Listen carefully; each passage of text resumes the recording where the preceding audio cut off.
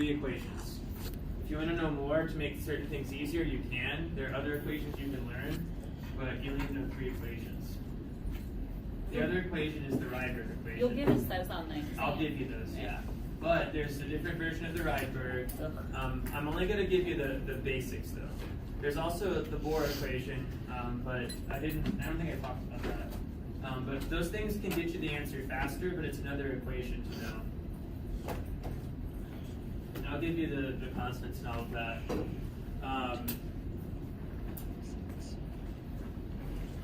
This is basically understanding quantization again. So you need to understand that a line spectrum of hydrogen are just the energy levels of hydrogen and the energy that is released when the electrons drop. I may not ask you a specific question about this, but read about this and then you'll understand quantization of an electron and stuff like that. You need to understand that when an electron absorbs energy, it goes higher to a higher orbital. When it comes down, it releases energy in the form of light. Know that equation, how to use it, calculate wavelength from this. From wavelength, you can calculate energy or frequency. You have to be able to give quantum numbers. There's more than one right answer for a lot of these. So make sure you know the rules for quantum numbers. So N, L, M sub L, M sub S. They'll just give me 4 numbers. Ground state of an electron, ground state electron configuration of an atom. That's something that we've had a lot of practice with. I'll only ask for the noble gas configuration because I don't want to read it all. You need to be able to calculate the effective nuclear charge. This is also going to be the reason for a lot of the concepts we talked about, like ionization energy or electron affinity. As you go across the row of the periodic table, the effective nuclear charge increases. That means there's more positive charge in the outside electrons, so the electrons are held tighter. It's harder to remove an electron, and those atoms like electrons more because they have a higher effective nuclear charge. So that would be a really great answer, something like that. But you have to know ionization energy and electron affinity to be able to apply them, order things, stuff like that. You need to be able to know the difference between ionic and covalent bonds. That would include concepts like lattice energy, charge separation for this, sharing for this one, the driving force for each.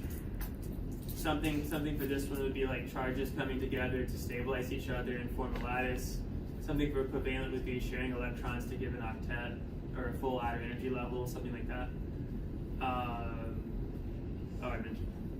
So ground state configuration of ions. That was technically a chapter 8 thing. So you draw chlorine, you draw chloride. So you need to be able to show how the electron configuration changes when you add or remove electrons. You need to be able to figure out the valence electrons and the valence shell. So that's the outermost energy level. So for carbon, that's N equals 2. So you know carbon has 2s and 2p. Basically, this is just noble gas configuration again. Draw Lewis structures. I've mentioned acids specifically to you. There'll be at least one acid on there. It won't be sulfuric acid or carbonic acid. So I'll add the list of acids to this just so we have them all. I wrote them down earlier, but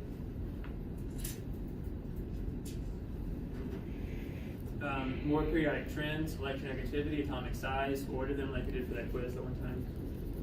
And then be able to circle the functional groups within a molecule. Look at the practice exam for an example of that.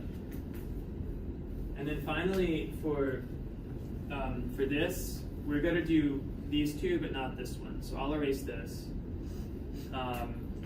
So 5 basic molecular geometries and provide the ink, or electronic, that should be electronic.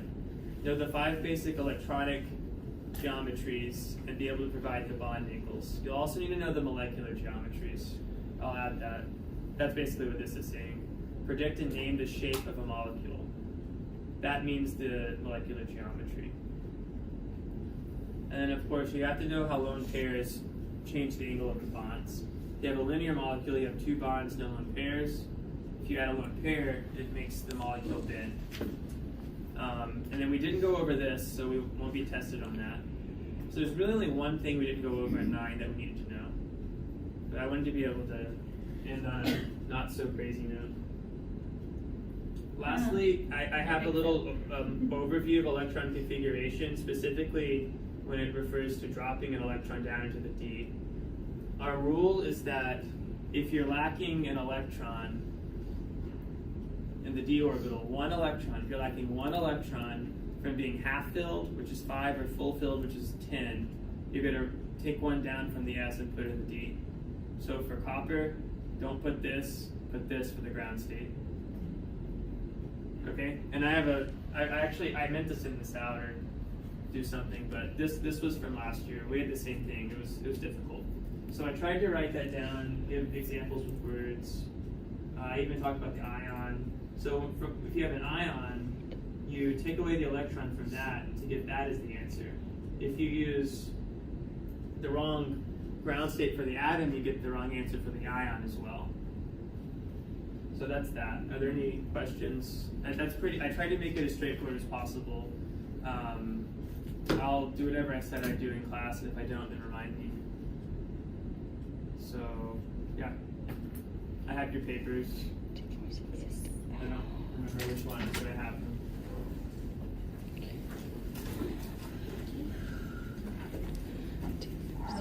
Planning on doing anything this weekend? Oh, I did. Well, I have your lab papers as well as your lecture papers. By foster cats and with my cats. my brother at Christmas was diagnosed with stage 4 lung cancer, so I'm taking him to Frank's barber shop to get like his head shaved, his beard shaved, and like he was 40 years old too. He was walking on Thanksgiving and he was in a wheelchair.